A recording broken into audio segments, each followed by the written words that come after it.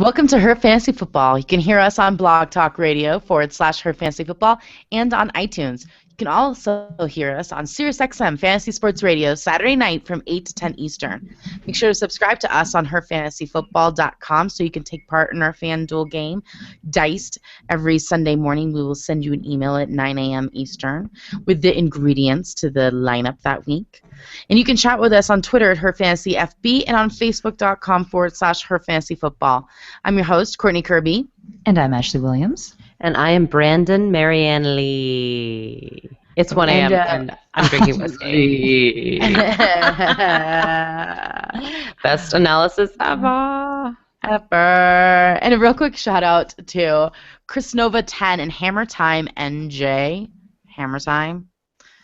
I love it. I hope it's in reference to MC Hammer. Oh, it has to be. How can it not be? What other Hammer Time is there? Legit too good. Hey, or something. And like, yeah, Hammer Time or like Tool Time.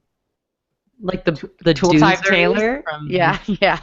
Oh, what was that show? From Fraggle Rock? Home Improvement. No, Home Improvement with Yeah, I know. Tim Allen. Yes, that's right. Anyways, thank you to the two of you. Now we just went on a rant about Hammer Time. Hammer Time.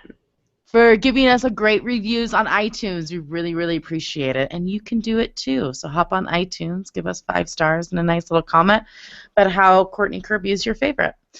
Anyways, let's get into week 14. Nice plug there, Courtney. Nice plug. Playoffs. It's playoffs. I can't do it as well as him. We should have gotten a clip of that, though. Anyways. So most people are in the playoffs this week, so this is crunch time for you guys. Matchups do matter. Let's get into it. Thursday night's game, Minnesota Vikings 8-4, and the Arizona Cardinals 10-2. Vikings, well, you know it's a bad week when Daryl Patterson was the highest scorer on the team. Awful. Way to go, Vikings. He was one of those fantasy gonna break out stars of 2015. Oh yeah.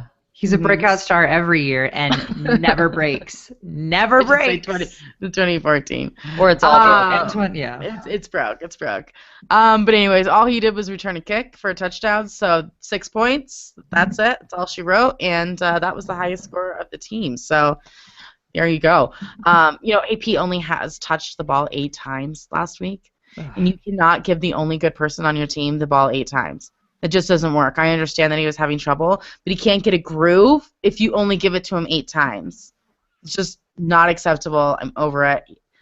The week before, he saw 29 touches. How'd that turn out for him? Better.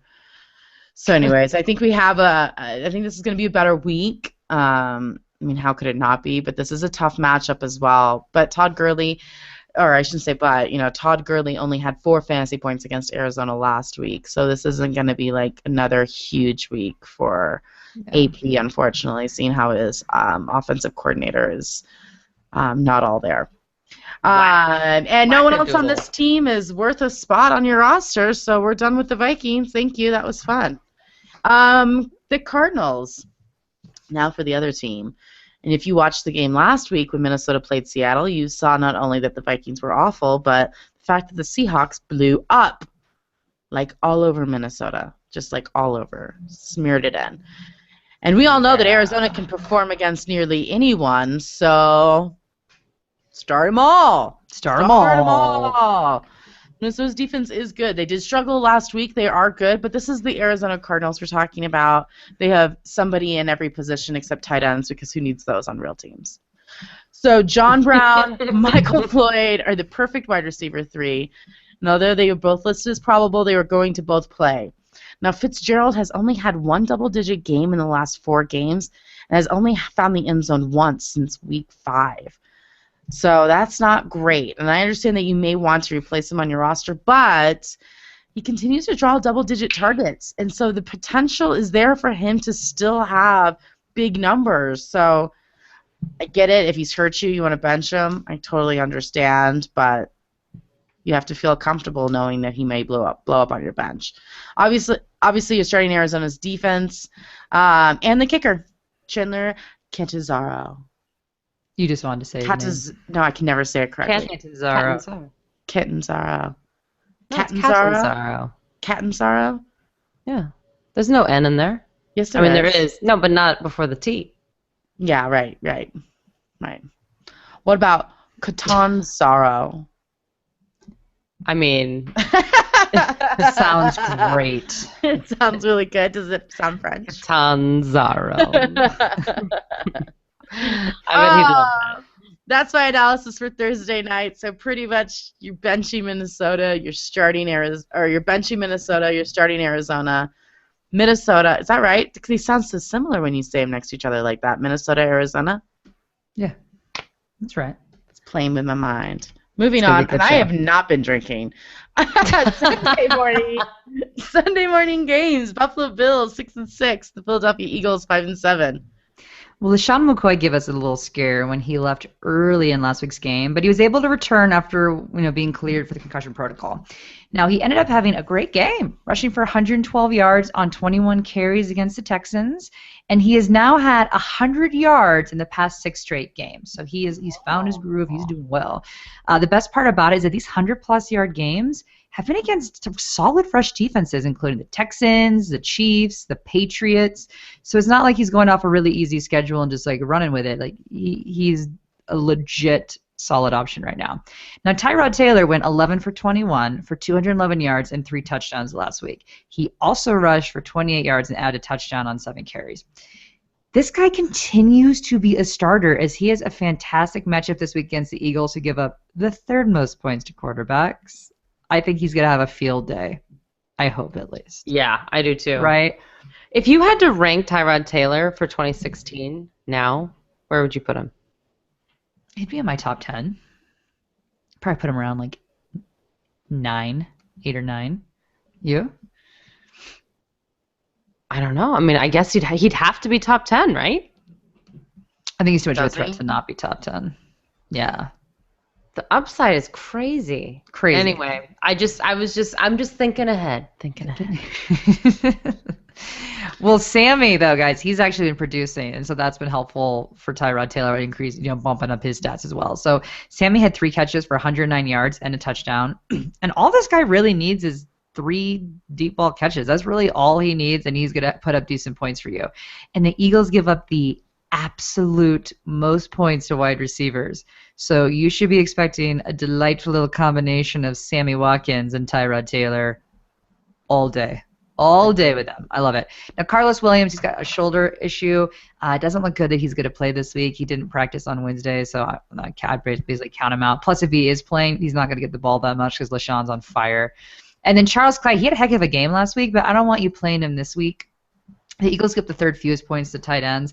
Plus, he hurt his knee, and he was limited in practice Wednesday. So all things added together, you've got better options than Charles Clay. Fabulous. Chip Kelly. He's back at it. He's back at ruining your fantasy team. You are welcome. I'm sure the DeMarco Murray owners are pulling their hair out right now. I can't even imagine. But you can't play him. There was some drama this week about him having a private meeting with the owner on the way home from Sunday's game in New England, but supposedly it's not true. So, bummer. No drama there. But let's just say that in Week 8, Murray had 22 fantasy points. Week 10, 11.9. Week 11, 7.1, and Week 12, 3 points. Steady decline. Last week he had 2.4. So it's like 22 fantasy points 4 weeks ago to 2.4.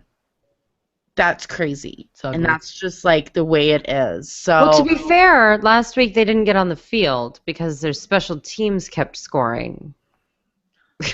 Yeah, but how bad is it when you have to count your special teams to give you a chance? Right. And Jordan Matthews still got 9 fantasy points, and that's a miracle. That is a miracle. So, there were positives. But anyways, also Ryan Matthews is probable to come back this week. He's on pace to return, so he's going to be sharing the ball a little bit more.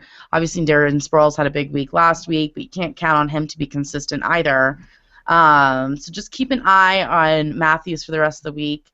Hopefully, both of them will get the ball more, but I can't tell you that that's going to happen because I'm not Chip Kelly, and he's a crazy person. It's freaking crazy.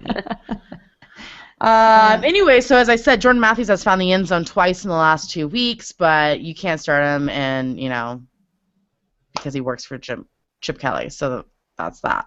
And the only bright light for the Eagles was their defense, as Brandon mentioned earlier. They had 4 sacks, 2 interceptions, and 2 touchdowns.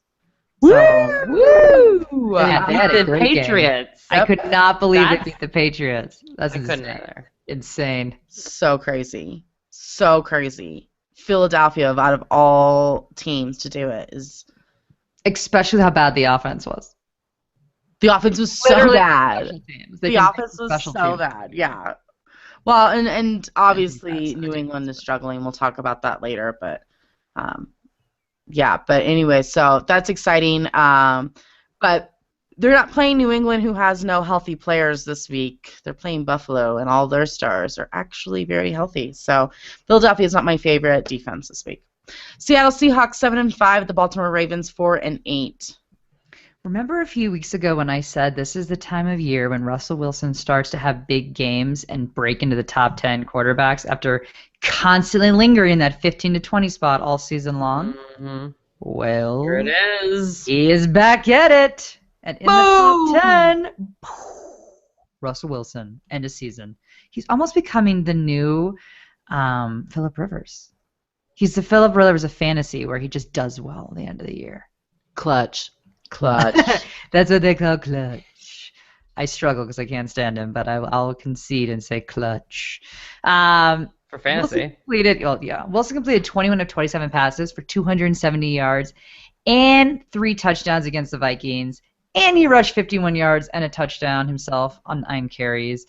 Just to give you an idea of his production recently, Wilson has totaled 12 touchdowns, 11 of those passing and 1 rushing. To me, that was the most shocking part, is how much it's actually leaned towards actually passing and not running himself.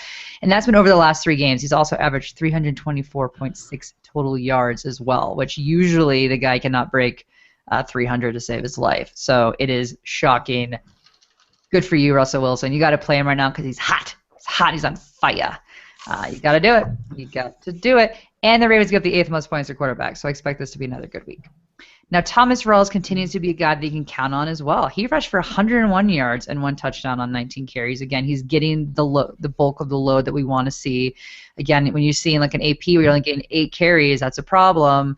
But Rawls is constantly in the double digits and on the high end towards the 20s. So that's exactly that pocket you want him in. This is not a great matchup this week, but he seems to always be able to throw up decent fantasy points.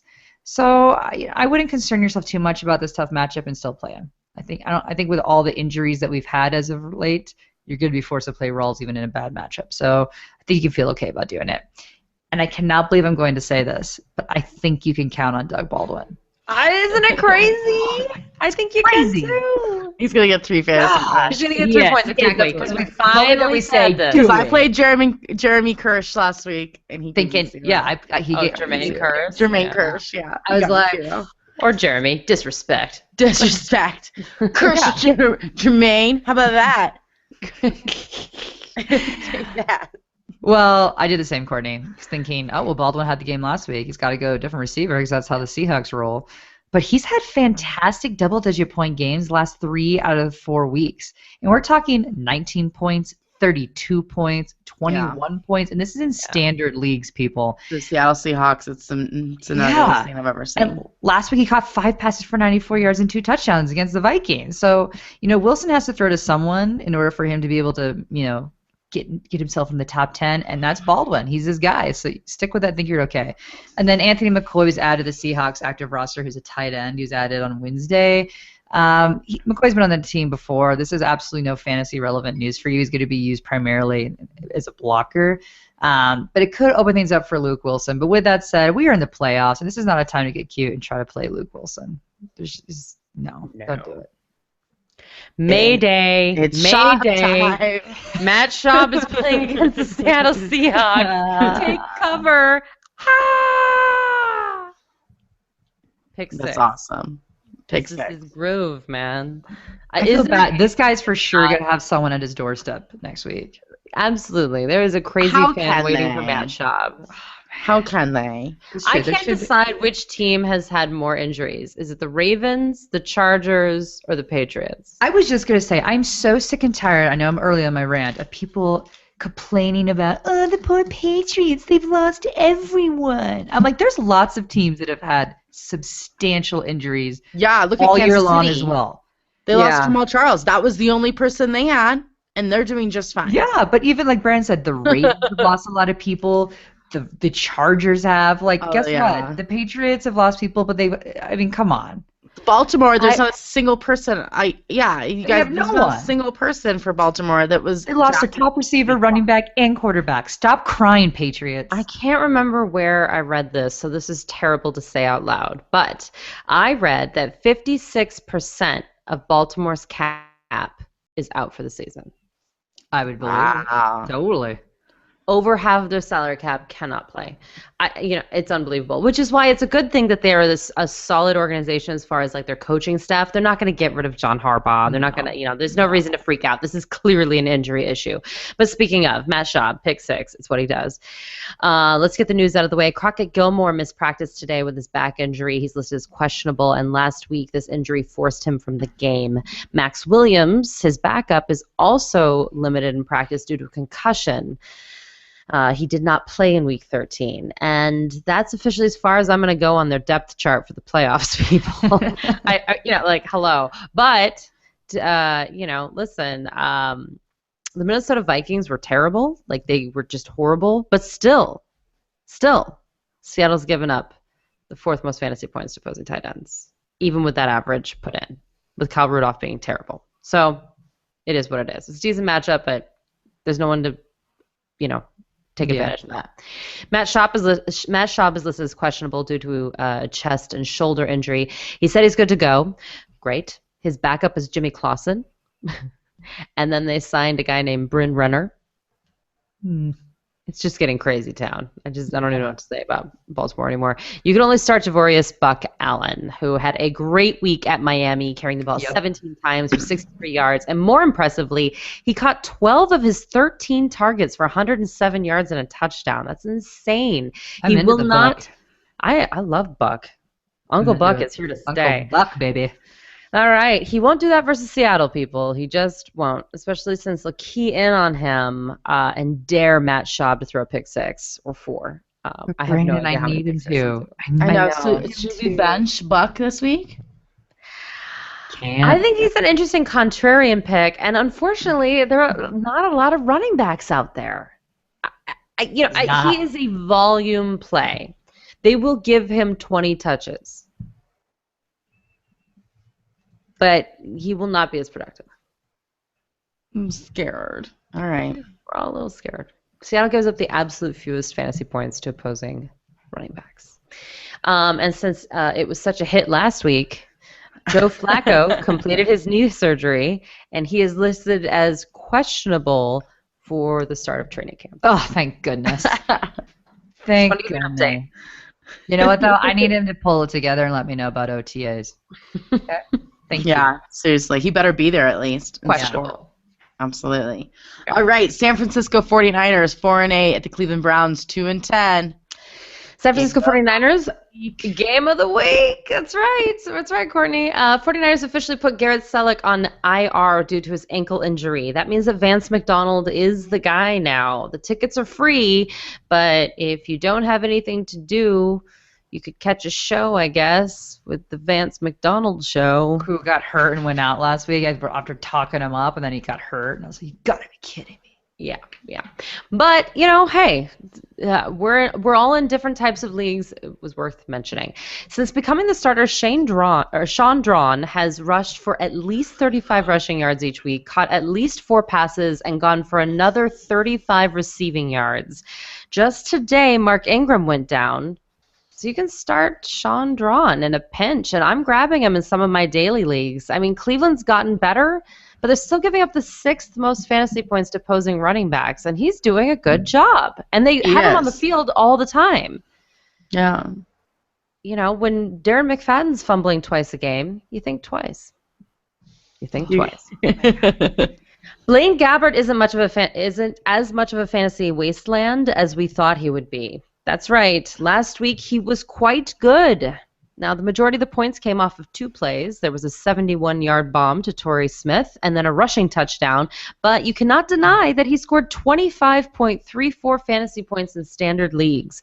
Also, he scored 14 or more points in every outing, and that's with interceptions counting as 2 points. And Cleveland gives up the 5th most fantasy points to opposing quarterbacks. I picked him up today in a 2-quarterback league, and I feel pretty good about it. I don't think he'll be great, but I think he's a high floor guy. I think he'll be fine against Cleveland. I think it's a matchup guy. It's a matchup guy, right? I'm not starting against Seattle.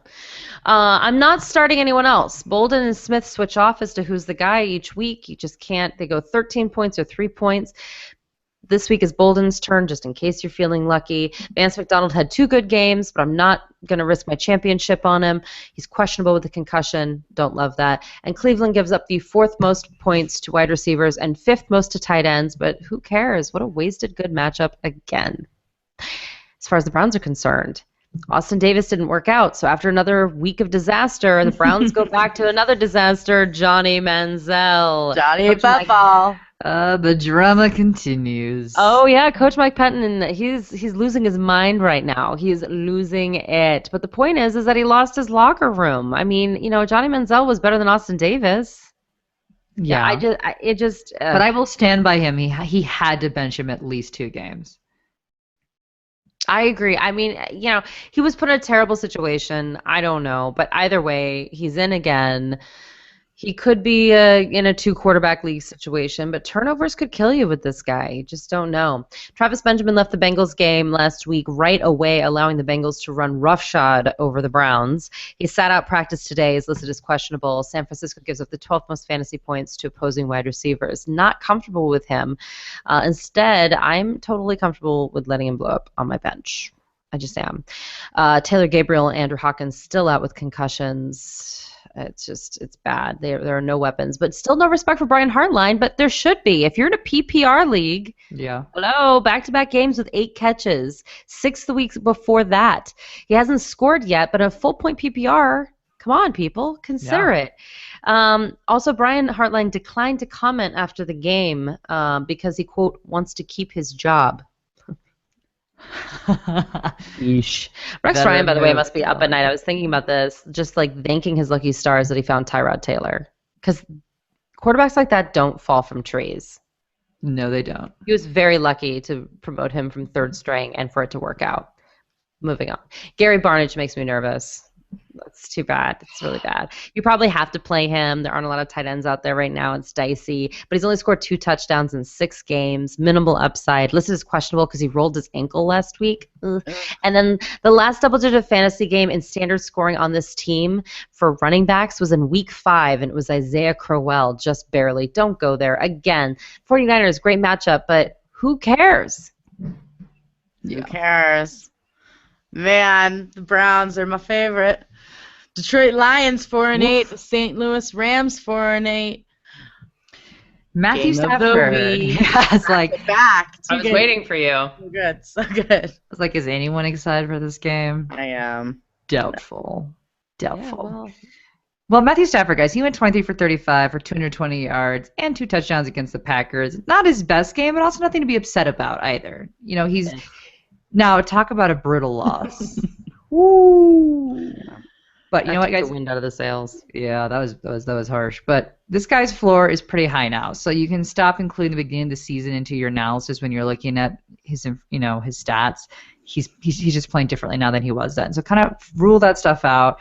And he's a good quarterback to stream, but this is not the best matchup for him as the Rams give up the 6th fewest points to opposing quarterbacks. So I don't think this is the week to play Matthew Stafford if you are in a semi-streaming situation. I don't know. This hurt. Yeah, Rams defense is like imploded the last 4 weeks. I know, but Quinn's Good. out on IR now, not even coming back at all.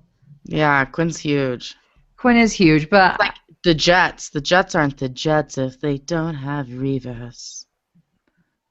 St. Louis is the I don't same know. without Quinn. Well, they do have Ryan Fitzpatrick. Fitzmagic. Fitzmagic. Fitzmagic. Magic. How have I not thought to call him Fitzmagic all year? I love I got the magic stick. Oh. Well, you know what? Do what you want to do, I guess, with Stafford. I don't feel comfortable in my playoffs playing Stafford. No. It's not something. That's what I'm saying. It's not someone that you're going to stream this week. Conviction. What do you mean, no? You're saying no, like you would stream him or you wouldn't stream him? No. Then why are you guys defending him and saying, I don't know? Oh, I'm playing Stafford. All right, well, Courtney's doing it. I'm not. Oh. So there we go. Now, Calvin Johnson, you can play him. He had 80-plus receiving yards in each of the last 6 games. Because, I got to get it in under the new offensive coordinator, Jim Bob Cooter. Jim Bob Cooter. Jim Bob Cooter. I saw him on the sidelines, and I said, Jim Bob Cooter's there. Jim Bob Even the Cooter. announcers like to say his name. Everyone likes to Everyone say his does. name. And you know what? He doesn't look like a Jim Bob. He doesn't. I Well, thought the same thing when Or I were saw him. you I was like, expecting a Duggar? oh. I was expecting Billy Bob Thornton. Yeah. Oh. I wish he would live up to his name. It makes me Billy kind of want to Bob have a son and name him Jim Bob Cooter. You guys are funny. 2 That middle would be names. good. Bob Cooter. Anyway, We're a fantasy football show, I swear. Jim Bob Cooter and Calvin Johnson, they're making sweet magic. Things are going good. I love it. Golden Tate, guys, he's also a decent wide receiver 2 option or a flex option. He has scored no less than 6 points in a standard league the past 4 weeks, and he's been targeted 29 times in the past 3 weeks. So now that Calvin Johnson and Stafford have found their groove together again, this has opened up Golden Tate. Yep. It's not a great matchup this week, but you might be forced to play him in a flex role, and I don't hate it. I don't hate it at all. So, Me neither. he's someone to think about. And per usual, do not play any of the running backs. Do not do it. The Rams. Surprisingly for a team that is so useless, I have a lot of notes. And I'm sure Courtney's looking at this like, gosh, Ashley. These are the Rams teams we're supposed to be light on. I know, but this one's interesting. So the Rams' offense is problematic, plain and simple. We all know this. We finally saw Todd Gurley's floor, and it wasn't pretty. He carried the football only 9 times. How do you hit him only the ball 9 times when he's That's what literally I'm your saying. entire offense? Doesn't make sense to me. I But don't understand that. only 9 times for 41 yards against the Cardinals. Cardinals are a tough D, but still, nonetheless. And he was not targeted all in the receiving game either. I hate to say it, but I think you maybe have to bench him this week. The offense is that bad, and Gurley is the only thing on this team that they have going for it. And the defenses only need to focus on him. It's not good. This is not good for Detroit's Gurley. defense has gotten a lot better. A lot better. So I don't like this matchup. Mm-mm. Nick Foles, he played like we thought he would, which is basically useless. 15 of 35 for 146 yards and no touchdown. 1 reception. Thanks for nothing. The good I put up the news, same stats. if we could even call it that, is that Case Keenum put in a full practice on Wednesday. But that has 0 impact on your fantasy outlook. So you can skip over that. And an injury news. Wide receiver Kenny Britt appeared to have suffered a shoulder injury in last week's game against the Cardinals, but he was able to finish, but I would not bank on him for anything. Tight end Lance Kendricks, you're probably saying, who? You haven't talked about him all season. Exactly. Who? You don't need to be worried about him either, but he is in concussion protocol. Kickers do matter. Kicker Zach Hawker, he suffered a strain in his quadriceps in pregame warm-ups last week, so he is listed as questionable. Greg Zerline was their kicker. That's why Hawker had to come in. And so now Greg was able to practice in full. He's listed as probable with Hawker listed as questionable. So both kickers are hurt. We don't have to worry about them getting down the field to get a healthier field goal. than not. Right. Yeah. What's interesting is that there has been a change in coaching staff this week. So offensive coordinator Frank Signetti was let go on Monday, and Rob Boraz, I believe is how you say his name. I always want to say Borat, but it's Boraz. Will take over the Rams as the new offensive coordinator. Now, Signetti is pretty much the sacrificial lamb and is getting the blame for the Rams' poor offense. But other than Gurley, this team is not exactly stocked full of talent, I will say. Well, so I'll tell you right now, if they just changed offensive coordinators, Gurley is going to be getting the ball a lot more than that. he will definitely get the ball a lot Yeah. more. Yes, and Boraz will need to basically sell his soul to the devil to be able to work out any sort of magic to make this offense even remotely productive. But like Courtney said, switches in coaching tends to bring out good things. Again, that could only mean good things for Gurley, as he's the only viable player on this team. But it is still risky. If you're going to play him, guys, play him in a flex because it's been bad the last few weeks. It's been bad. Been bad. All right, Tennessee Titans 3-9, and the New York Jets 7-5. How about those Titans? Borrow 'em. A great game last week against Jacksonville. They had 4 players with double digits in fantasy, and that's the first time since week 1, just so you know. Would you rank Marcus Mariota in the top 10 for 2016 early? Ooh, I'd have to see their schedules. I'd have to see both their schedules, but I think Darrell Green Beckham is going to be great next year.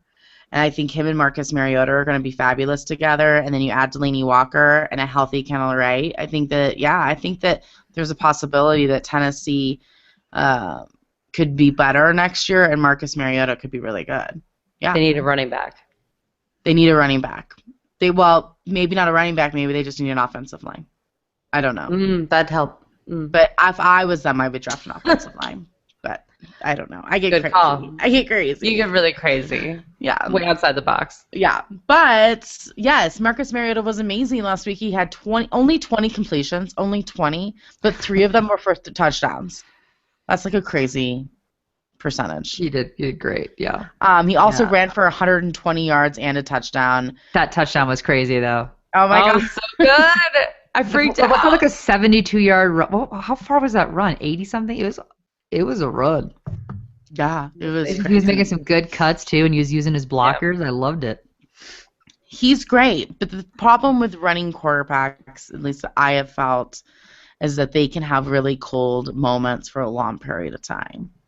And I worry with Marcus Mariota that will be his issue. But, Russell Wilson's been great, and he was cold for the first half of the season this year, kind of seems to do that too. Cam was great this year, but last year he wasn't as good, right? They have cold moments. That's right. If they get any sort of injury, they stop running, and therefore there goes half their fantasy points. But yeah, I love Mariota. Like, he's no Cam Newton, but I'm just saying, he has the potential to be there someday. But anyways, so if he's, let me just say this. Everybody for Tennessee relies on whether Revis is going to play or not for the Jets. It's still questionable. But if Revis is out again this week, then I think you can start Mariota against the Jets. So I think the ceiling is so high with him that, I don't know why, you wouldn't. If Revis is out. The defense does change when Revis is in, but when Revis is out, done. Delaney Walker remains the target monster and found the end zone last week. The Jets have yet to go up against a tough tight end this year, other than Gronkowski, who got 16 fantasy points. So I say Delaney Walker is a must start. Literally nobody else. They haven't gone against anyone. They did go up against Gary Barnidge in week 1, but Cleveland hadn't figured anything out yet. But other than that, nobody. The next best person was Jordan Cameron. And Who what? Who? Exactly. Right. Who what? Kendall Wright took a knee to his ribs and is listed as questionable. That's not looking bright. But Darrell Green Beckham, who I said earlier, he stepped up for the first time of the year and found the end zone and had over 100 yards receiving. The Jets have given up the 7th most fantasy points to wide receivers. So if you were looking for somebody, that might be your guy. And I'm not playing Antonio Andrews as any more than a flex this week. I know he had a nice game last week, but the Jets give up the 3rd fewest fantasy points to running backs. Alfred Blue was able to get 15 fantasy points, so the potential is there. But as you said, it's playoffs, and it's really unreliable. So Don't get cute. cute. Jets. Well, Ryan Fitzmagic was the top 10 quarterback last week, with him completing 36 of his 50 pass attempts for 390 yards, 2 touchdowns, and no interceptions against the Giants. He also ran 5 times for 22 yards. Have I mentioned that I love him yet? Fitzmagic. I do. It's a great year. I love him. Now, Brandon Marshall, who we also know loves him, they're buddies. They FaceTime together on Tuesdays, the generally official no practice day for the NFL. They still FaceTime with each other. Aww. We know that he loves a good bromance. He really does, and he's found it in Fitzmagic. And Marshall's a little romantic. He is. And the stats show it, guys. He shows it when he's in a relationship. It does. Now, despite having a hurt toe and an ankle, he had 12 receptions for 131 yards and a touchdown. He is still receiving the high targets and was targeted 13 times last week. We want to throw out big congrats to Brandon Marshall, who became the first player in NFL history to record at least 1,000-yard season with 4 different teams. You are a baller, Brandon Marshall. Big props to you. Is that what we're gonna? You don't think so? No, It's I mean, kind of like nobody wants him for that long. Yeah, it's a weird honor. It's a weird honor. It is a weird honor to some I felt like extent. Rita but you know what? bounces back for more money. Hold on. I mean, of all the players who've had issues in the NFL, I feel like Brandon Marshall is one that has like turned it around. It's true. I will applaud him for that. Yes. You know, and a lot of those were right in the mix of him figuring out is it multiple personality or bipolar? Yeah. Doesn't matter. Bipolar. But you know, he's figuring that out, and you know what? If it's magic, it's working. It's working. Yeah. Maybe it'll be him and Casey Keenum next year. Oh, Case You never know. Keenum. Oh, come on. That's just mean. Sorry. No team's gonna take Case Keenum over Fitzpatrick. That'd be crazy. No, Brandon Marshall. We'll go to a different. But he goes, no way. They would never. Fitzy would never let that happen. Wouldn't it be Anyway. crazy if he retired a Jet? I would. You know what? It's crazy. I'd love him to come back to the Broncos and retire a Bronco. Stop it. I do. I'd love that. Okay. That'd be fun. Fantasy. Anyway, Eric Decker sadly did not have a touchdown last week, but he did post 8 receptions for 101 yards with target 12 times, so nothing to be upset about. Both Decker and Marshall have good weeks this week as the Titans give up the 10th most points to wide receivers. So play both of them and feel good about it. I like it. Now, Chris Ivory did not have a huge week that we were hoping for. He only carried the ball 10 times, so that wasn't great. But I think part of that was because Bilal Powell, he was highly used. I do not know if that was actually part of the game plan or they simply were going with a hot hand. But I mean, he ran 6 times for only 17 yards, but he had 8 receptions for 91. And this is not the best matchup for running backs this week. And since they are leaning towards Powell for the receiving, you might want to look elsewhere to fill up your running back position than Chris Ivory because it's not a great matchup for them, and you could be looking at a similar committee share. Bad. All right. Pittsburgh Steelers 7-5. The Cincinnati Bengals 10-2. How about those Steelers? Actually made it into our family playoffs because of those Steelers. Go Antonio Brown. So last week was crazy. This week's going to be a tough matchup.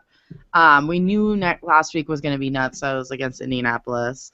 I didn't know 30 points for Antonio Brown, but yeah, sure, it makes sense. Woo! Yeah. Best backup quarterback in the league had almost 34 fantasy points. It's amazing. D'Angelo Williams found double digits. Martavius Bryant found double digits. Marcus Wheaton found double digits. Man, when they use their trio properly, they really get it done. That celebration of the Daniel Sanders.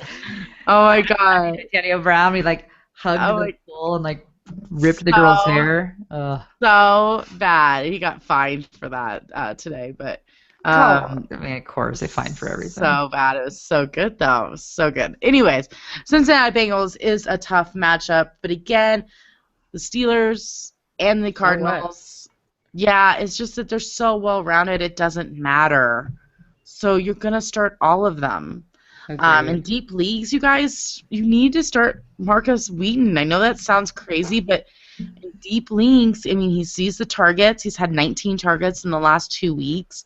And I think like 37 fantasy points. I mean, obviously he had a huge week 2 weeks ago when Brown was shut down, but he still got 11 fantasy points this week when Brown had 30. So, there's using him, and they should be using all 3 guys because they're great in their own way. So no major injuries other than Heath Miller is still listed as questionable, but c'est la vie. We've moved on from you. Go Steelers. I mean Bengals. I should not have to tell you at this point to play Andy Dalton this week against the Steelers, who give up the 11th most points to quarterbacks. But in case you need reinforcement, last week he passed for 220 yards and for 2 touchdowns, and he ran in a touchdown himself to get the 3rd touchdown. Play him. Play him. AJ Agreed. Green had another big game with 5 catches for 128, including a 23-yard touchdown. Now, Green was lighting it up early in the game, going over 100 yards on just 3 catches. But that slowed down, and that's because they were killing the Browns, guys. They had no need to continue to throw the ball, which also is part of Andy Dalton's stats being only 220 yards. They literally had no need. They were running at this point. So, as predicted, Marvin Jones had a big game as well with 5 catches for 55 yards and a touchdown. Both Jones and Green should light it up again this week as the Steelers give up the 6th most points to wide receivers. So start them and feel good about it. I hate to say it. I said it last week, and it's still the case, but Hill is the guy right now. He had 16 more touches than Bernard and 15 more offensive snaps. So go with Hill, but don't expect a huge game as this is a tough matchup. The Steelers give the 2nd fewest points. And then in sad news, Tyler Eifert, who hurt his neck, said he's on track to play Sunday, but keep an eye on him as he was limited in practice on Wednesday. Sad. Indianapolis Colts 6-6. The Jacksonville Jaguars 4-8. T.Y. Hilton, you broke our hearts last week. What happened? Matt Hasselbeck. You had a killer matchup, and you were only able to put 36 yards. Come on, he dropped some balls. Oh, too. come on. You can't blame T.Y. Hilton for that. I'm not blaming solely T.Y. Hilton, but he dropped some passes. Anyway, it's an average matchup, but make sure that you keep an eye out for who will be the quarterback, as Matt Hasselbeck, who hurt his neck and shoulder, said he is not sure if he'll be able to play this week against the Jags. Now, Pagano says that he believes Hasselbeck will be fine, and the good news is Hasselbeck practiced in full on Wednesday despite still being sore. He thought Andrew Luck was fine, too. Well, that's true. Good point, Brandon. He's not a good judge of medical things. Well, the hope is that he'll play this week. However, he could be listed as questionable going into the game, so you are going to need to make sure that you're probably not starting Hasselbeck, but it could, very much depend on what wide receivers you want to play. So check and see who's going to be quarterbacking. Now, Jim Irsay, another fine person at medical evaluations, says he believes Andrew Luck's kidney could return to action next week against the Texans. A worst case scenario, says Irsay, he would return versus Miami in Week 16. I would like to point out that he is not practicing yet. But I'm sure that he's going to magically turn around and play next week, Irsay. Quite possible. I have to tell you guys real fast that you guys need to make sure you listen to our SiriusXM show on Fantasy Sports Network Saturday nights from 8 to 10. We do a fun skit, Terrible Theater, and we do a fun line from usually somebody's press conference. And I can't remember whose press conference it was. Who was it? They were talking about Jim Tomsula. yeah, like is that a loaded question? I don't know? Do you know something I don't know? Is that a loaded question? It's so funny, and he's talking about the injury. Who was it to? To Carlos Hyde. Carlos Hyde. Yeah. Obviously, San Francisco 49ers coach was there and just blew it. I mean, his press conferences are the best. But anyways, listen to the show because Terrible Theater has gotten some good love, and you might be hearing some fun Andrew Luck quotes. I don't know. Quite possibly. Sounds like a good time. I will say, play Gore though, guys, this week because he had a good week, and it's an average matchup, so Gore should be fine to start this week. It's average. Nice. He had double-digit points last week in Standard League. Oh no, I like it. He's saucy. I say play Gore. Do it. Jags. I forgot I had their team down here. Let's talk about them too. I was going to give you one more second. Allen Robinson.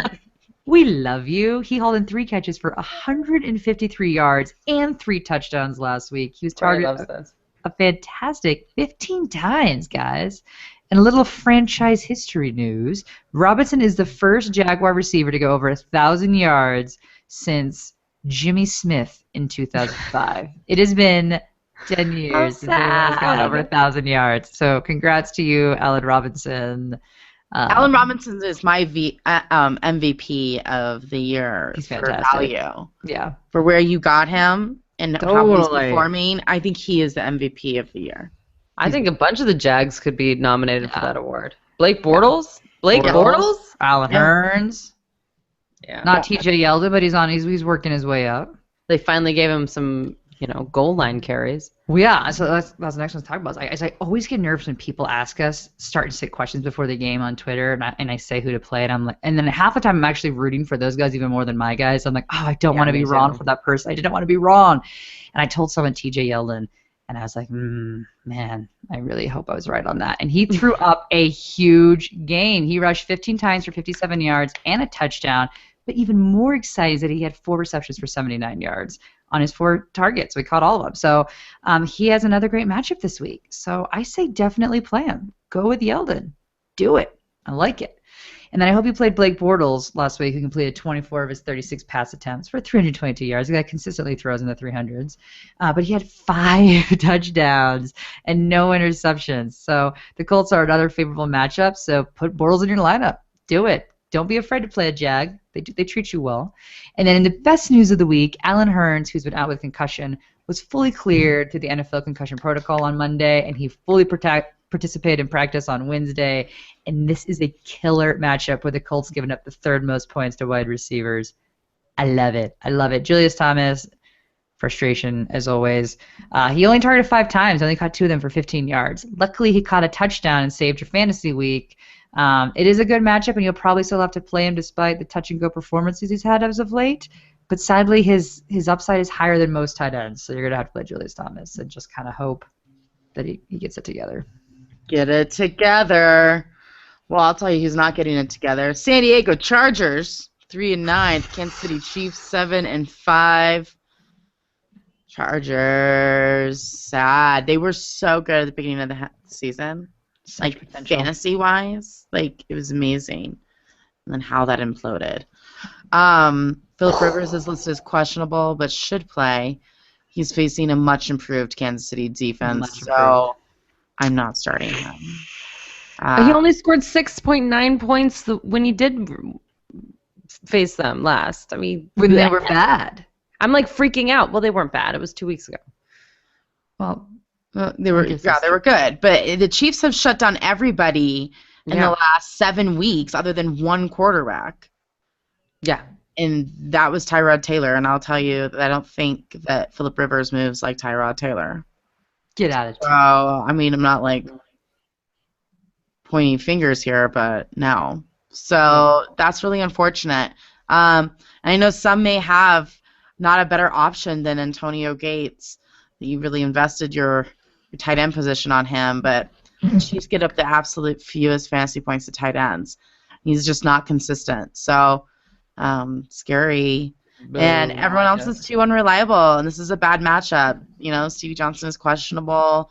Malcolm Floyd is back, but still looks hurt a little bit. Melvin Gordon, I mean, he's all over the field. Danny Woodhead's not being used at all anymore. So it's just like a hot mess in San Diego, and this is not a good matchup. So, no bueno. The Kansas City Chiefs. Travis Kelce is listed as probable, but he practiced in full today, so that's good. If you have him, you have to play him. Caught 5 catches for 46 yards. Listen, that happened in week 11 when they last faced them. If you have him, you have to play him. San Diego gives up the 7th most fantasy points to tight ends, but he's only had 2 touchdowns from week 2 to week 13. Okay? Yep. It just is what it is. I don't know. Know what you're getting into. Yeah. Yeah. Also in week 11, that was when Charkandrick West went out due to injury, and then Spencer Ware tore it up. So that was the last time that they met. So what's going on with these guys? No one knows. In fact, Andy Reid said that he likes that they're sharing. Everything's fine. Now, normally Andy Reid likes to have one running back, so this is a weird circumstance. Charkandrick West doubled the amount of snaps that he was on the field than Ware. He got a couple more touches, but then Ware was the one with the touchdown. I think you can start them both versus San Diego because together they combined for 30 points the last time they faced them. So I think that they're still going to get a lot of work. You start Ware because you think he's going to get the short yardage and the touchdown. Charkandrick West is definitely the guy that they're using in passing situations. And again, they need that. They need that Jamal Charles type. So I feel good actually about both of them. I know that sounds crazy, but it is what it is. You know, we can't get out there and coach. So Sorry. Yes. So they're going to run the ball, which comes back to Alex Smith. So we've told you to start him the last couple weeks. In fact, he said back-to-back 20-plus point performances. However, the last time these two teams met, he only scored 13 points because he just let Spencer Ware run all over him. I think they're going to do the same thing this week. I don't think this is a huge week for him, so meh. Just also I disagree. I think he's hot right now. I think he's hot they're right going to now, let too. him throw. I think they're going to let him do it. Maybe. And Macklin's Who's starting San to Diego? finally find his pace. I think they're going to want to keep that going. Well, I agree. He hasn't. So Alex Smith has not thrown an interception since week 3. That is unbelievable. Now you do take into consideration he doesn't pass as much as most people, but still, he has not thrown an interception since week 3. So yes, they could absolutely do that, and that is why he and Jeremy Maclin are contrarian plays this week. San Diego actually gives up the second fewest points to wide receivers. Now this is misleading because people don't have to throw to beat the Chargers. Okay, so that's what this is. It's not necessarily that it's like a great defense. So if you did throw, you'd get shut down, but you just don't have to. And so once again, it's like, are they just going to run the ball with their 2 running backs, or are they going to throw? Because Maclin also, listen, 9 catches, 160 yards and a touchdown in week 12, 9 catches, 95 yards and 2 touchdowns in week 13. And again, this week, I'm just a little worried. I think they are going to try to keep the streak alive. I think he'll have more points than last time when he only had 3 catches for 29 yards when he faced them in week 11. But that is the floor. Yeah. And it is championship time. So just putting that out there. Nice. The Washington Redskins 5-7. Chicago Bears 5-7. Well, it was an interesting game of the Redskins versus the Cowboys. Am I right? So good. I love that the Cowboys pulled it out when no one thought they would win. I mean, I felt bad for them that people were like, oh, it's like a JV game. But, I mean, it kind of is what it is, I guess. But sad day for the Redskins on that tough loss. But you know what? Kirk Cousins certainly couldn't be too upset with his performance as he completed 22 of his 31 pass attempts for 219 yards and 1 touchdown with no interceptions. The Bears are a middle-of-pack defense and defending quarterbacks, so you can probably expect similar numbers this week as you saw last week. So if that's what you need, then, you're streaming quarterbacks, then okay. Why not? Oh, Deshaun Jackson.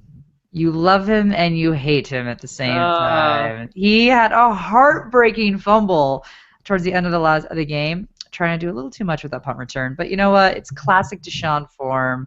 He quickly made up for it, and we had a 28-yard touchdown at the end of the game too. So as a team what you're getting with Deshaun Jackson. But fantasy-wise, you can count on him. You know what? You can generally always count on Deshaun Jackson. Yes, you're going to see some of these fumbles. Yes, you're going to see some crazy plays, but it doesn't generally affect your numbers all that much, so you don't care. Play him. It is what it is. Play him. I always like to see Pierre Garçon do well. I don't know why. I just like the guy. He had a decent game with 5 receptions for 54 yards and was targeted 7 times. Don't play him, as he is not a great matchup. And you've got better wide receiver 3 options elsewhere or flex options, so don't do it. But I always like to point him out. And then, is it even worth bringing up the running backs? Well, No. Yeah, it's not. You don't play any of them guys. Still don't play them. I'm not going to talk about it. And then Jordan Reed was targeted a game high 8 times. They're targeting this guy. They want him to get the ball.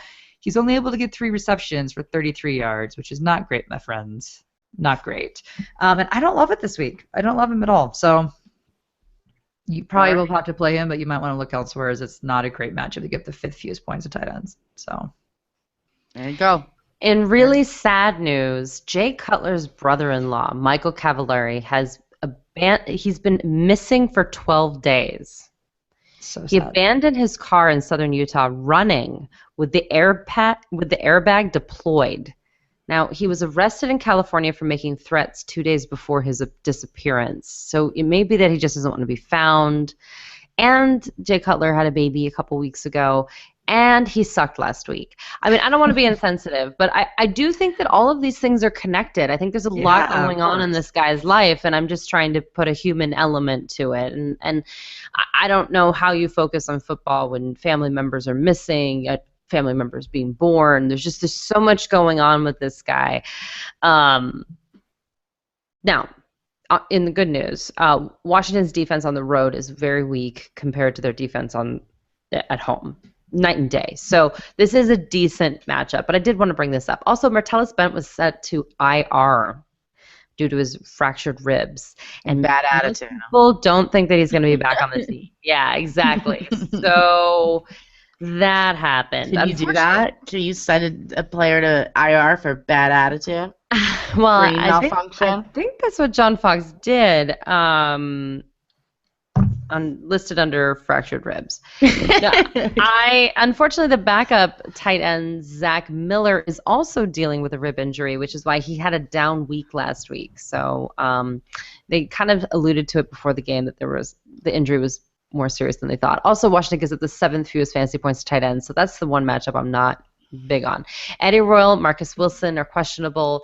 Neither are great options for the playoffs, but Washington does give up the 8th most fantasy points to opposing wide receivers, and they're worse on the road, which means start Alshon Jeffrey. I know he burned you. He still got 12 targets last week. We can work with that. And Matt Forte is back. He is the man. So, yes, the future is Langford, and even Kadeem Casey. This guy came out of nowhere. Carey? Sorry, thank you. What did I say? Casey. Oh, yeah, I'm totally wrong. These guys are the future, but Matt Forte was balling. You can start him. You can feel good about it. Washington gives up the 14th fewest points to running backs. Once again, on the road. Don't listen. And Robbie Gould missed 2 kicks last week. Kickers matter. So that was weird. It was weird. He's so consistent usually. He's the most consistent kicker in Bears history. So it's shocking. Shocking. All right, Atlanta Falcons 6-6. The Carolina Panthers 12-0. At the beginning of the season, I would have been really excited for this matchup. I'm not so excited about it right now. Poor Arizona or poor Atlanta and Matt Ryan imploding, and I feel so bad for him. It's really sad how he has absolutely no confidence. It makes me cry inside my heart. Especially it is. I'm a Julio Jones owner, and he is killing me right now. He's killing me. Last 3 weeks, Matt Ryan has either equaled his interceptions to touchdowns or has more interceptions to touchdowns.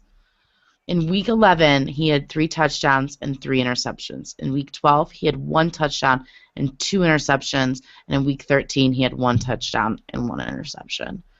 It's the saddest thing I've ever been part of. If he could not throw to Julio Jones this week, that'd be fantastic. Right? Well, there's a possibility. I played Courtney this week in our family league, and she's got Julio. Right? You got Julio? No. Oh, different league. Then, okay, he can go off then. No, I have Julio in another league, though, and it's very upsetting for me. But he did see 17 targets, that Julio Jones. It's just unfortunately, what did they consider a target? I was just saying, I think that, like, some of these stats aren't true, like 17 targets, when really only 5. It's like the ball should be intentional grounding, but it's within the 10 yards of a player, It's like, is that his target? Is that his targets? But it's there. Don't worry about it. I know this is the Carolina Panthers, you guys, and this is like the worst matchup for the Devontae Freemans and Julio Jones owners out there in the world. I'm having a heart attack myself because I own both of them in one league. So this is not great. Carolina gives up the 7th fewest fantasy points to wide receivers. How do you bench Julio Jones? But I understand if you want to go ahead and go for a flyer, Really? I mean, you can't do it. He has a high floor. Okay, he has a high floor. You can't bench him, but he's not going to get you Antonio Brown's week 13 numbers. Yeah. At all. I just don't know what better option you have when he's being targeted as much as he is. That's right. It's 17 times. It's crazy. You can't. How can you not do that? It's just how are they're not getting down the field. They're just having a really tough time, and it's Carolina. Tampa Bay's defense is good, but that was Carolina. So it's. I think people need to get some Natty Ice, have it nearby, smash a few before the game, and pray that Matty Ice pulls it together and throws the ball to Julio Jones. Come on, Matty. With real targets. We really need you. Devontae Freeman was still able able to pull out double digits barely, but he was. He only had 14 carries. I think they're just trying to, get him back in. So I think he should have an okay game. Carolina gives it the 12th fewest fantasy points to running backs, so it's kind of one of the best matchups for them.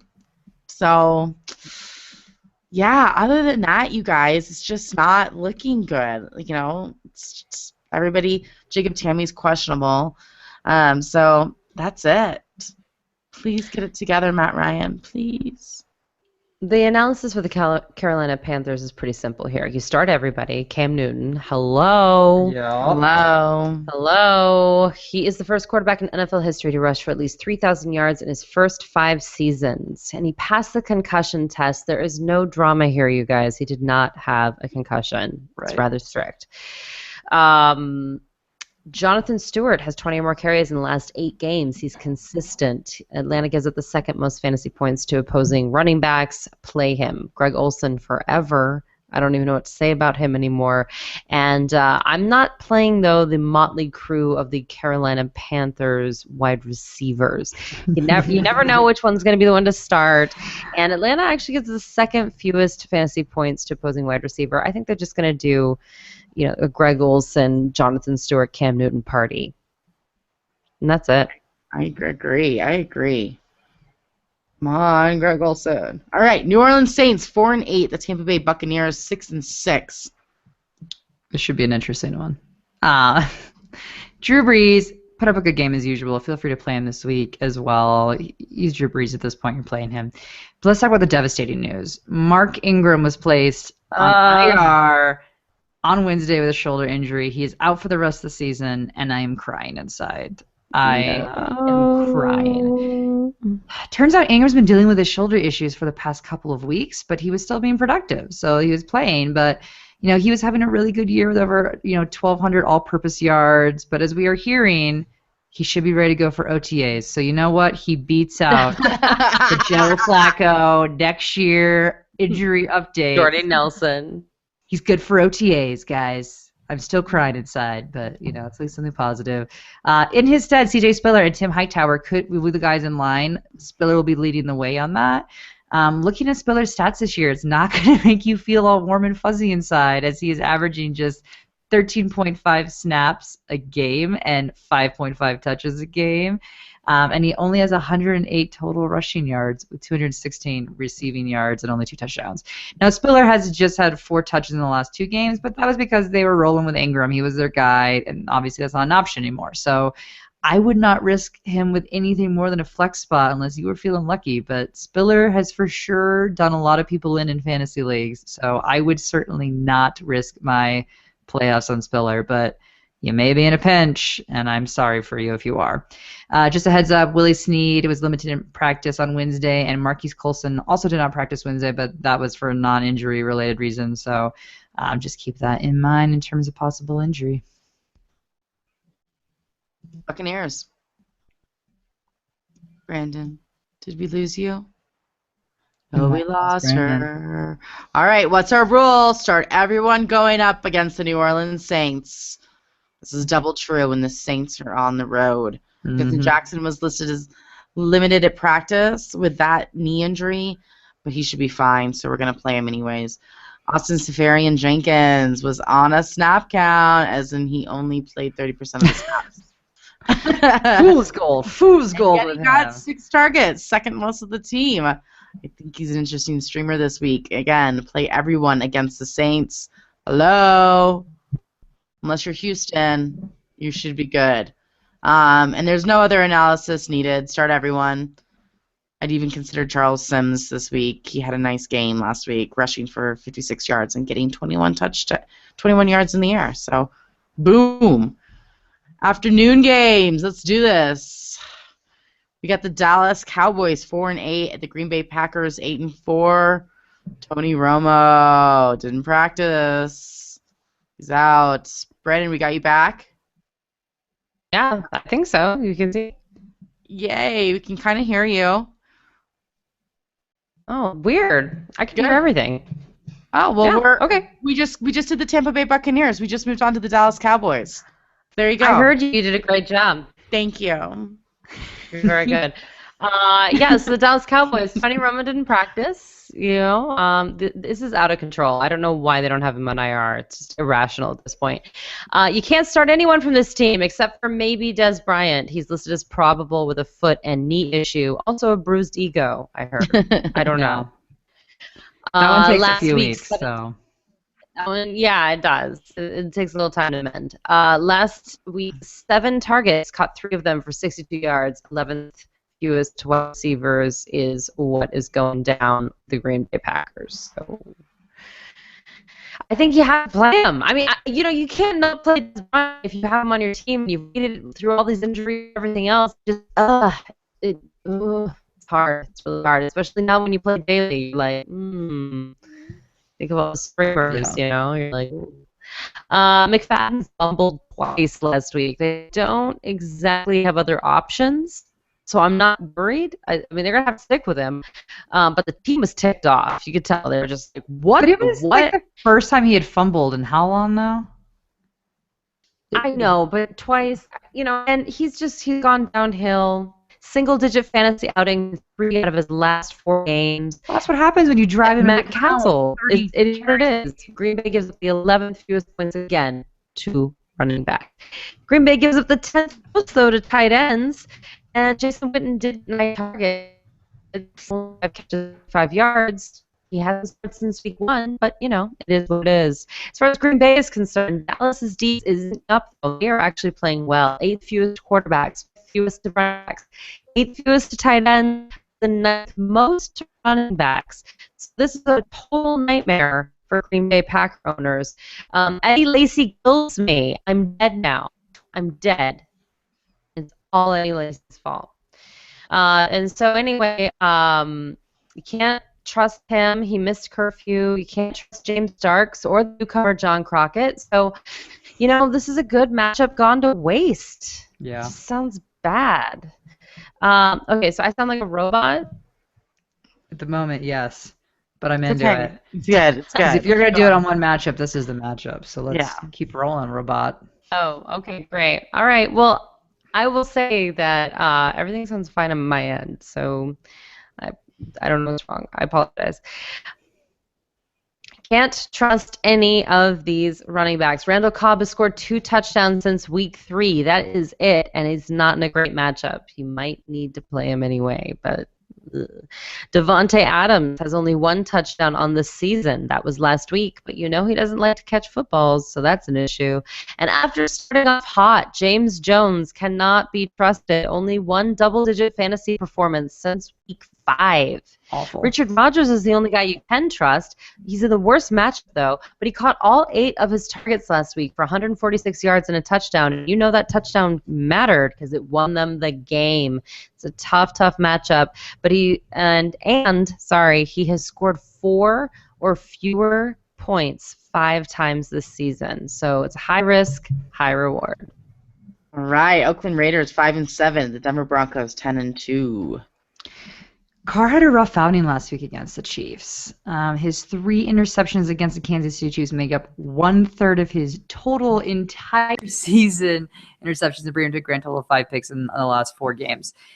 It isn't going to be an easy matchup against the Broncos, who give up the fewest points to quarterbacks. So I feel weird saying it, but I think you have to look elsewhere. It's just, as our usual rule is, you don't play anyone against the Broncos, and this may hold true as well. Cooper put up 69 yards and has not had a touchdown since week 9. I don't like him this week at all. I don't like any of the receivers this week. The Broncos give up the fewest points to wide receivers, so it's not a great matchup. I do not like you, Sam. I do not. That is true. Latavius Murray, he had a good week against the Chiefs, but I don't think that he will be as successful this week against the Broncos with Ware back. The Broncos are a middle-of-the-pack defense against the rush, but Murray has been really inconsistent all year, and I do not see him performing better than the pack. So, in good news, though, long-term news, Michael Crabtree and the Raiders agreed to a contract extension on Wednesday. The terms of the deal were not disclosed, but you know what? The Raiders have now surrounded their franchise quarterback, Derek Carr, with some great receivers, some great options in Crabtree, Amari Cooper. They're finally able to kind of right this ship. I think they're a really good path from it this year. Seth Roberts is another one that's an up-and-comer. So, they've got good pieces there. I like it. Crabtree leads the Raiders in receptions and touchdowns and targets this season. So Cooper has more yards, but Crabtree leads in basically every other category. So this was a great signing by them. I think it was a fantastic long-term deal. Love the Raiders, just not this week, right? Yep, not this week. All right, Broncos. Well, you are clearly starting the Denver defense. That's a thing. They only had 23 fantasy points last week. Sad. They lead in fantasy points for defenses by 28 points. Amazing. That one's close. And they might not be able to hold Oklahoma to 3 points like they did San Diego last week, but they will get their fantasy points. They have to. And this is a great matchup for Brock Osweiler, who continues to start while Peyton Manning is getting better. That's the rumor. Oakland gives up the 6th most fantasy points to quarterbacks, and I think Denver will stay its course and probably run the ball first and just manage the game while relying on the defense to keep them in the game. So, looks good on paper, but I will say that both C.J. Anderson and Ronnie Hillman did not practice on Wednesday. Hillman saw 19 touches compared to Anderson's 7, but both only had 5 fantasy points. If they do not practice and they continue to not practice and they're like a game-time decision, probably means they're going to rely on Osweiler to throw the ball more. So this great matchup might actually happen.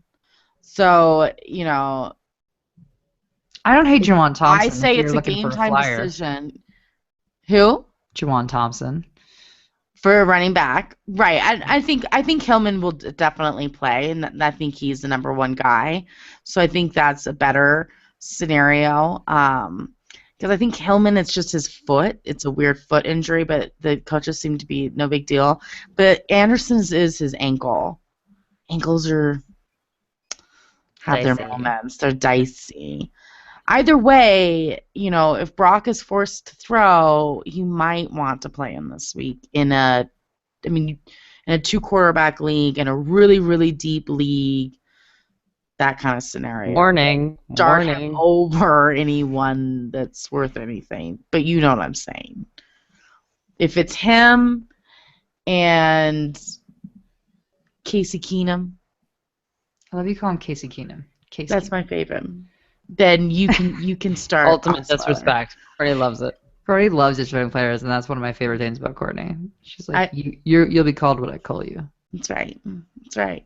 I don't need to learn your name until you're important to me, and you're not. Wow. I'm just kidding. I'm just kidding, Twitter followers. I love you all. I will probably not say your name correctly on this show either, because I just can't say anything correctly right now. Sorry. I suck. No. I just apologize actually to somebody on email for not being more active on Twitter. So I'm working on it, people. I'm working on it. Anyways, back to fantasy football.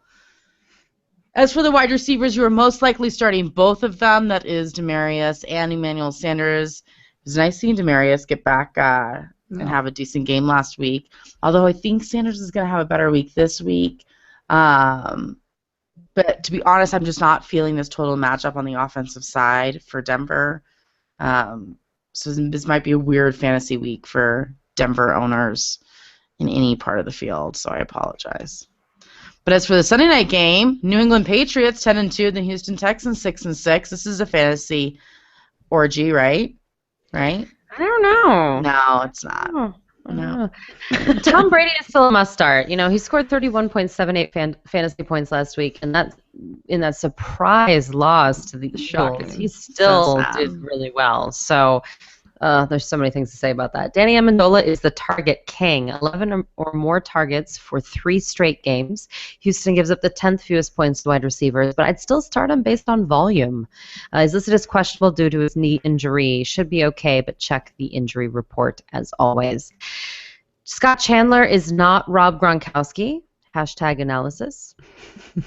But he's questionable with a knee injury, but he'll play. And even in a bad matchup, and even not being Rob Gronkowski, he still caught 4 of his 7 targets for 61 yards and a touchdown. Good enough. Tight end. Absolutely. Yep. All in. LaFell caught 4 of his 9 targets per usual. Yep. About 50%. There we are. Yeah, 50%. Keyshawn Martin caught 3 of his 8 targets for 45 yards. Not what we wanted from him. And the running back situation is maddening. They have the 15th most fantasy points to running backs, but who knows? I literally can't anymore. I can't. We're going to say it's James White, and then it'll be Brandon Bolden. Or because last week we said it was going to be. Yeah. Last week we said it's going to be LeGarrette Blount, but then it'll be James White. It ended up being our second place guy. So it just, it's every week. Every week is different. They've Belichicked you. Yeah, well, and the Houston Texans are going to Belichick you too, because both Chris Polk and Jonathan Grimes outscored Alfred Blue last week at Buffalo. Blue was limited due to a back injury, and he's listed as probable now. I don't trust any of them. No. And New England gives up the 13th fewest fantasy points to running backs. I just don't trust any of it. I can't. Hopkins did score last week. Great talent on a mediocre team. It is what it is. Cecil Shorts is very involved with the game plans in bizarre ways, wildcatting, doing whatever. Nate Washington isn't a thing anymore at all, so you can't start him. But Cecil Shorts you can start on a flyer. He's getting like 9 to 15 fantasy points. He's crazy. They put him everywhere. It's very weird. Ryan Griffin has 5 more targets in 3 of his last 4 games back. He is the tight end for the Houston Texans. He has touchdowns in the last 2 games. New England gives up the 3rd fewest points to tight ends, but in better matchups, I'm serious. Go look at Ryan Griffin right now. I brought him up a few weeks now. Just go get him as your backup tight end because injuries are happening everywhere. They're everywhere. Yeah, especially at that position. Absolutely. Monday night game. New York Giants 5-7. The Miami Dolphins 5-7. If this is anything like the last few Monday night games, this should be a great game. I will say I was not excited about last week's Monday night game, but it turned out awesome, and I am excited for this exciting show, fantasy orgy or lack of, depending on Monday night. Just happens. Man, that Miami Dolphins, I know I'm the second team covering, but gosh, they imploded last week. Ryan Tannehill, I'm sorry. I don't want to say I told you so. It's not you. It's Ryan Tannehill. Ryan Tannehill is the problem. And I even watched the Fantasy Now show in the morning, and Matthew Berry was like, I have Ryan Tannehill in my top 10, blah, blah. He's going to be fabulous. I was like, that's what I said. And then he sucked it up. And I was like, well, at least we're both wrong. We can go down together. Anyways, for the Giants, well, you are for sure starting Odell Beckham Jr. He has had 20 fantasy points for the last 2 weeks in standard leagues, almost 30 targets, just under 300 yards, and 2 touchdowns. So not too shabby. Ruben Randall has expressed that he is frustrated with his role in the offense. And when wide receivers make comments about them being in the offense, sometimes they come into the offense. It's true. This is a crazy, wild... Although Ruben Randall doesn't quite have the clout of the Des Bryants of the world. Yeah, or Julio No, he doesn't. He doesn't, but I'm just saying he might be a decent person. They might actually feel bad. I don't know. I mean, it is, a business, so probably not. But it just happens when people speak up. Sometimes they get the ball more. But really low floor. So I'm not suggesting it. I'm just saying it's a possibility. It might happen. And it's playoffs time, so you should know that Eli is not an option. Only one quarterback has had over 16 fantasy points against Miami in the last 6 weeks. Tight end Will Tye had another 70-yard day. Could be a better option for those of you who are continuing to start tight ends that are scoring you 4 fantasy points. You know who you are. Looking at you, Witten owners. Yeah, exactly. Jordan Cameron owners. Jordan Cameron, 0.4. Jerks. Rashard Jennings and Shane Vereen put together had 27 yards rushing last week. Winning. Yep. Love them. So, although this seems like a nice matchup, and it is, Miami gives up the second most fantasy points to running backs, you have to know what you may get yourself into when you start them. Jennings has only had 2 games over 10 fantasy points. That was week 1 and 4. Vereen has had 3 games over 10 fantasy points, but that is all receiving, no rushing. So You just need to know. Vereen is a good play in PPR this week, and I completely understand if you need to start either one of them against Miami. That gives up tons of points to rushers, but the floor is low, people. The floor is low. Giants defense had another double-digit week and is the 8th in the league for fantasy points. Hello. Look at that. Hello. If Baltimore can hold Tannehill to 86 yards, then the Giants can have a decent game too. So let's do it. Josh Brown, the kicker, is a must start. MVP. Dolphins. As for Miami, you are not starting Tannehill because he can't even get 10 fantasy points against the worst defense in the league against quarterbacks, so that's a thing. I was completely off about him again. Sorry. I apologize. Lamar Miller had 20 touches after Miami switched OCs last week. See, you switched those offensive coordinators and just things started happening for certain people. They said they were going to be dedicated to the run, and they were. I mean, it didn't seem to help them much in the win, but, it's good for Miller. Unfortunately, after having a game that should have installed his confidence, back since Jay Ajayi came in, it kind of roughed him up and made him feel weird. He fumbled at the end of the game. So his confidence is probably still not there. It's really sad.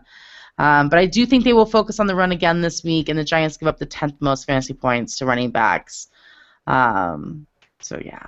But I would expect them to give up the run when they get down because I have a feeling that's going to happen.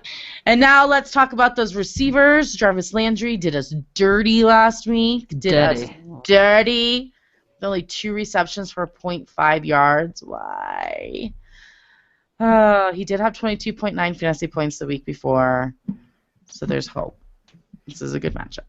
Hopefully by focusing on the run first doesn't impact Landry again this week because I really need him. Me personally, I really need him.